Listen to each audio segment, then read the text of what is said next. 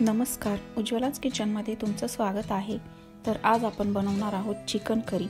तेही एकदम गावरान चवीची, चवीला एकदम झणझणीत अशी बनवून तयार होते। चला तर मग रेसिपीला सुरुवात करूयात। तर त्यासाठी अर्धा किलो चिकन मी स्वच्छ धुवून घेतलं आहे। सुरुवातीला चिकन आपण मॅरिनेट करून घेणार आहोत। त्यासाठी अर्धा चमचा मीठ टाकायचं आहे। त्यानंतर अर्धा चमचा हळद टाकलेली आहे, अर्धा चमचा लाल तिखट टाकायचा आहे आणि त्यासोबतच 100 ग्रॅम इतकं दही घातलेलं आहे। हे सर्व टाकून झालं की मिक्स करून घेऊयात। मिक्स करून झालं की साधारण 10 मिनिटं आपण याला रेस्ट देणार आहोत। तोपर्यंत यासाठी लागणारा मसाला बनवून घेऊयात। त्यासाठी एका कढईमध्ये अर्धा टेबलस्पून तेल घातलेलं आहे। त्यासोबतच अर्धा कप इतकं ओलं खोबरं किसून घातलेलं आहे। त्यानंतर 8 ते 10 लसूण पाकळ्या, 1 इंच आलं घेतलेलं आहे, ते सुद्धा यामध्ये घालून परतून घ्यायचं आहे। मीडियम हीटवर 1 मिनिटभर परतून झालं की एका प्लेटमध्ये काढून थंड करून घ्यायचं आहे। त्यानंतर त्याच कढईमध्ये 2 टेबलस्पून इतकं तेल घातलेलं आहे। तर इथे मी तेल छान असं कडकडीत तापल्यानंतर 2 मोठ्या आकाराचे कांदे उभे चिरून घेतले आहेत, ते टाकून घेऊयात। हे आपण कांदा हा एकदम हाय फ्लेमवर फ्राय करून घेणार आहोत। जसा बिर्याणीसाठी लागतो तसाच अगदी फ्राय करून घ्यायचा आहे। इथे तुम्ही बघू शकता कांद्याला हा डार्क सोनेरी रंग आलेला आहे। तर प्लेटमध्ये काढून घेऊयात। का मिक्सरच्या भांड्यामध्ये आपण जे खोबरं आणि आलं लसूण परतून घेतलं होतं ते टाकून घ्यायचं आहे। तर इथे मी 1 मोठी वेलची, 4 ते 5 काळी मिरी, तमालपत्र, 4 ते 5 लवंग, 1 दालचिनीचा तुकडा, 2 हिरवी वेलची घेतली आहे। हे सर्व खडे मसाले घालून घेऊयात।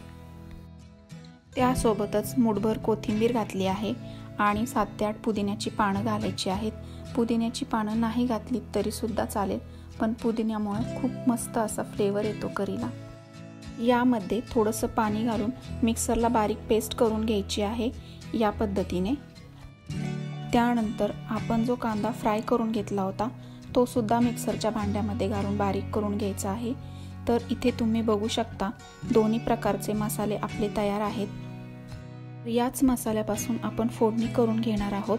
तर फोडणीसाठी एका कढईमध्ये 2 टेबलस्पून इतकं तेल घातलेलं आहे। तेल छान असं तापलं की त्यामध्ये 2 मोठ्या आकाराचे टोमॅटो बारीक चिरून घालायचे आहेत।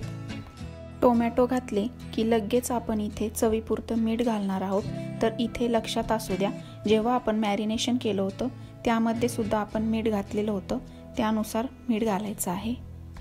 टोमॅटो हे पूर्णपणे सॉफ्ट झाले की आपण जे हिरवं वाटण बनवलं होतं ते घालून घेऊयात आणि मीडियम हीटवर तेल सुटेपर्यंत परतून घ्यायचं आहे। मसाला थोडासा परतून झाला की त्याच मसाल्याचं पाणी मी इथे घातलेलं आहे, त्यामुळे मसाला हा पूर्णपणे शिजला जाईल।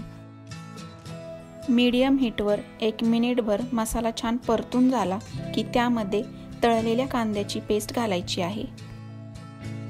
पुन्हा एकदा अर्धा मिनिट परतून झालं की त्यामध्ये 1 छोटा चमचा जिरे पावडर आणि 1 छोटा चमचा धणे पावडर घालून घ्यायची आहे। त्यासोबतच 1 चमचाभर लाल तिखट आणि चिमूटभर हळद घालून मिक्स करून घेऊयात। त्यानंतर 1 चमचाभर कांदा लसूण मसाला घालायचा आहे आणि पुन्हा एकदा परतून घ्यायचा आहे।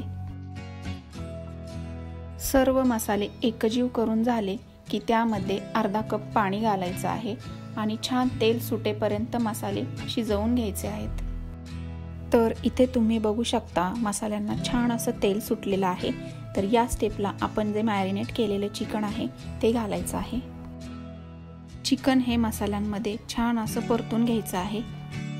तर इथे तुम्ही बघू शकता मी अजिबात पाणी घातलेलं नाहीये, त्याच्यात स्वतःच्या पाण्यामध्ये आपण चिकन शिजवून घेणार आहोत।